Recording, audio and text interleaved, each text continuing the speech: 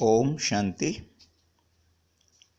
मेरे आत्मिक बंधुओं, आप सबको मैंने पिछले ऑडियो में अपने जीवन की एक सुखद घटना, अद्भुत घटना आपको सुनाऊंगा, ये वायदा किया था।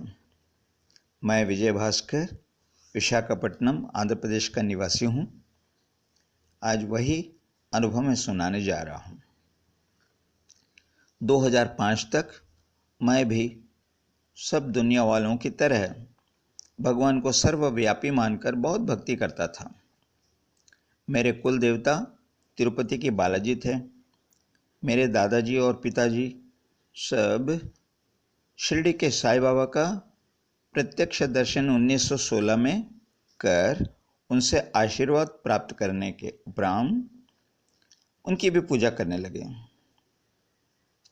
ऐसे में 1967 शिवरात्रि के दिन मुझे अपनी माताजी के साथ पुट्टपर्ती के सत्य साईं बाबा का दर्शन करने का सौभाग्य प्राप्त हुआ। आप तो सभी जानते हैं, वे महिमान्वित थे। मैं उनको भी भगवान का ही स्वरूप मानकर उनके दिल से आराधना करने लगा। उनका मुख्य संदेश था, मानव सेवा ही माधव सेवा है। बस उसी आदेश का पालन करते हुए मैं जहाँ तहाँ उनके सत्संग, भजन, कीर्तन, नगर संकीर्तन आदि सेवा कार्यक्रम में बहुत दिल से भाग लेता रहा। अपने जीवन में मैंने उनके कई अद्भुत देखे और स्वयं अनुभव भी किए। एक बार की बात है, 1998 में किसी शुक्रवार के दिन मैं दोपहर के 3 बजे तक उन्हीं की याद में मस्त होकर मन ही मन बड़ी खुशी का अनुभव कर रहा था।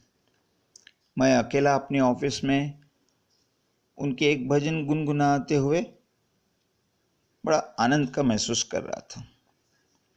अचानक पता नहीं क्या हुआ, क्यों मेरा मन उदास हो गया। मैं खामोश हो गया। जीवन बिल्कुल नीरस लगने लगा।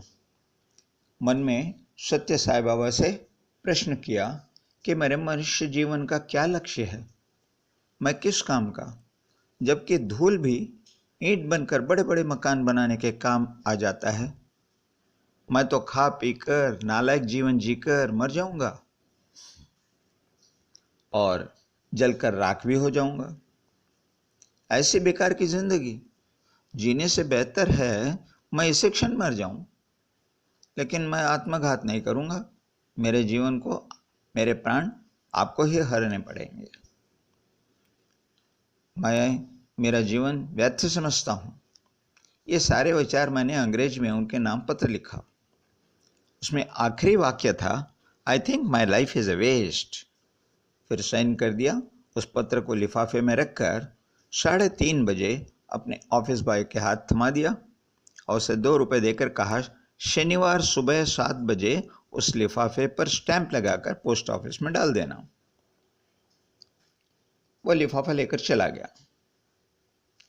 फिर 4 बजे दोबारा आया और मुझे एक इनलैंड कवर देकर चला गया, जो दोपहर के पोस्ट में मेरे एक मित्र का चेन्नई से आया था। वह पत्र उन्होंने बुधवार को पोस्ट किया था, जो मुझे शुक्रवार शाम को 4 बजे मिले। वे लिखते हैं, आपको पत्र लिखने का मन किया, लेकिन क्या लिखूं, कुछ नहीं सूझ रहा है। फिर अचानक लिखते हैं, अपने जीवन को कभी बेकार नहीं समझना। उन्होंने भी अंग्रेजी में लिखा था कि never think that your life is a waste. मैं चौंक गया। आधे घंटे पहले मैंने यही प्रश्न किया था और पत्र में लिखा था, I think my life is a waste. और वो क्या लिखूं नहीं समझ में आया उनको, लेकिन अचानक लिखते हैं, never think that your life is a waste. आप करने वाले नहीं हो, आप एक भगवान के हाथ के औजार हो, जिसे कब काम में लाना है वही अच्छी तरह जानते हैं। बस पत्र समाप्त। उन्होंने साइन कर दिया और पत्र पोस्ट में डाल दिया। ये मेरे पत्र का ही उत्तर था ना, जो भगवान ने मेरे मित्र के हाथों 3 दिन पहले ही लिखवा दिया था, जबकि मेरे मन में प्रश्न ही नहीं था। अब प्रश्न ही नहीं तो उसका उत्तर पहले से कौन लिखवा सकता है? ये मेरा अपना अनुभव है। मैं बिल्कुल शांत मन हो गया। अब फिर से अपने भजन कीर्तन में पूरे मन से लग गया। ऐसे होते सन 1999 में मैं नौकरी से रिटायर भी हो गया और फिर हैदराबाद में अपने बेटे के साथ रहने 2005 में चला गया। वहाँ मुझे एक सत्य साई बाबा के भक्त बुजुर्ग व्यक्ति से परिचय हुआ।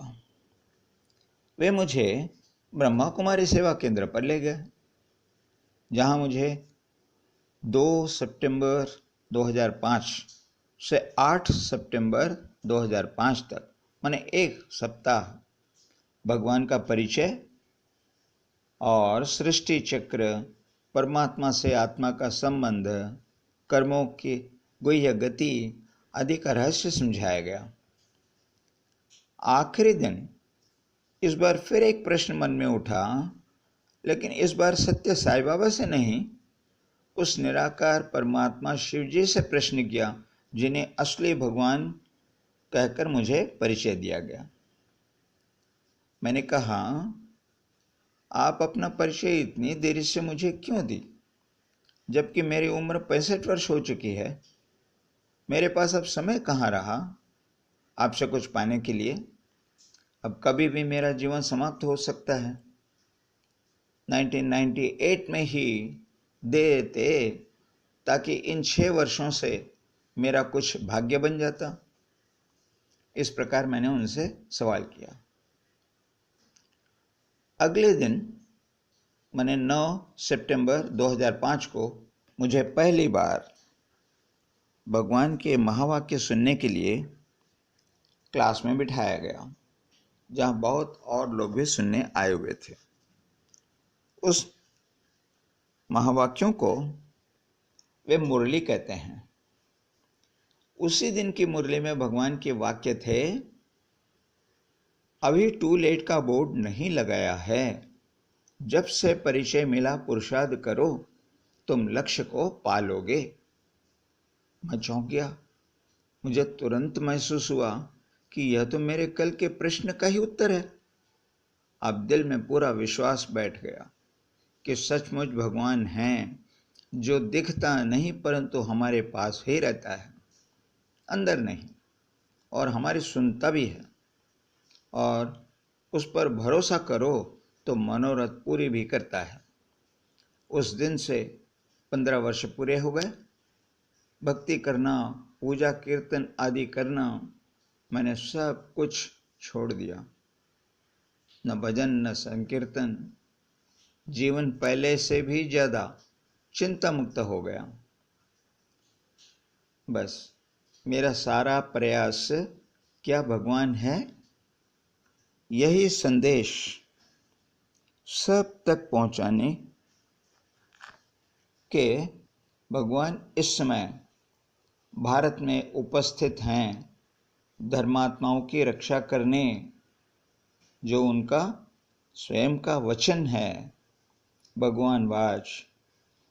इसलिए मेरे ऑडियो को आप सभी ध्यान से सुने, विश्वास करें और भगवान के साथ अपना संबंध जोड़ ले और उनके पनाह में आकर सुरक्षित हो जाएं और अपना जीवन भी सुखमय, आनंदमय और सफल कर लें। यही मेरी शुभकामना आप लोगों के लिए है, सारे विश्व की आत्माओं के प्रति है, और इसीलिए मैंने ये संदेश आपको पहुंचाने का भरसक प्रयत्न किया है। अब अगले एपिसोड में मैं आपको भगवान का परिचय देना शुरू करता हूँ। तब तक के लिए ओम शांति। आप स्वस्थ रहें, सुखी रहें। ओम शांति।